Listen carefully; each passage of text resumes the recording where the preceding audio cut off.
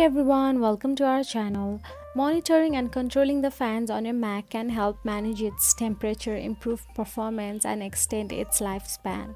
So, today we are here with some tips and tools to help you monitor and control your Mac's fan speed.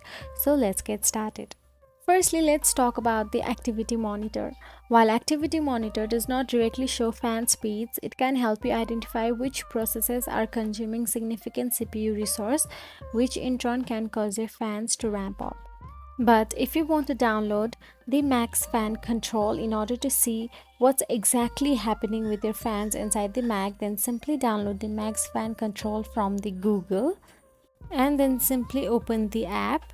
It is a free app that provides detailed monitoring and control over your Max fan. Open the app to view real-time fan speed and temperature data. You can also set custom fan speed rules based on temperature thresholds. So that's it. By using these tools and methods, you can effectively monitor and control the fan speeds on your Mac, helping to maintain optimal performance and longevity. So that's it. If you found this video helpful, please like, share, and subscribe our channel. And thank you so much for watching.